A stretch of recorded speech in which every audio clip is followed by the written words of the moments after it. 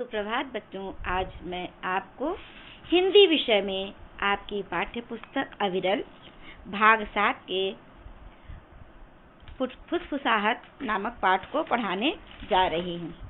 इस पाठ के लेखक मनोज दास हैं। पाठ पढ़ाने के पूर्व मैं आपको लेखक के बारे में बता दूँ।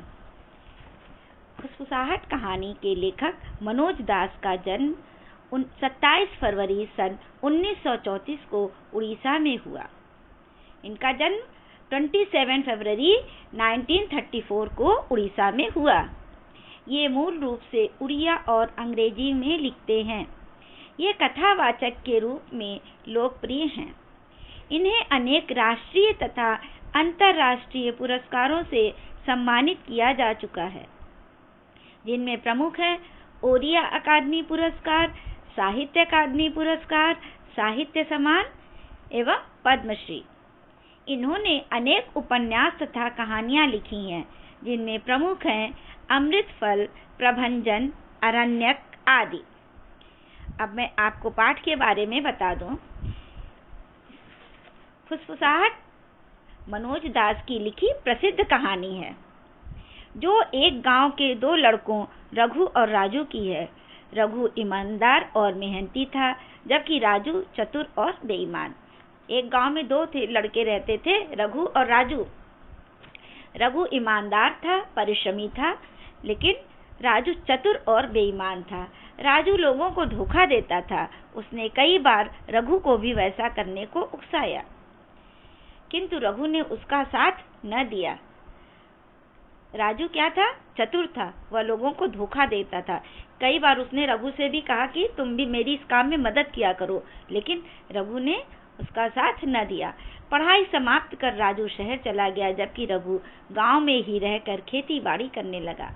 राजू अपनी चतुराई से राजा का मंत्री बन गया। राजू की धूर्तता का आभास कराने के लिए रघु ने विलक्षण तरीके से राजा की आंखों से झूठ का पर्दा हटा दिया।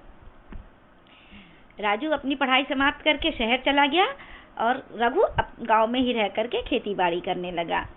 अपनी चतुराई और चालाकी से राजा का मंत्री बन गया राजू, और उसकी धूर्तता का, उसकी चालाकी का, उसने कैसे धोखा दिया, इसका पर्दाफाश करने के लिए, इसका खुलासा करने के लिए, इसका सत्य प्रमाणित करने के लिए रघु ने विलक्षण तरीके से राजा की आंखों से पर्दा हटा दिया।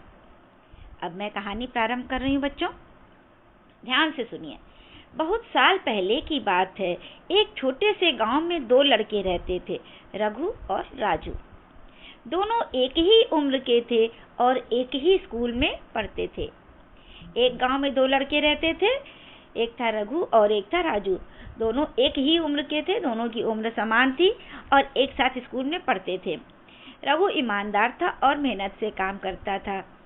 उसके माता पिता और अध्यापक दोनों को उससे बड़ी आशाएं थीं, लेकिन राजू बहुत चतुर और बेईमान था।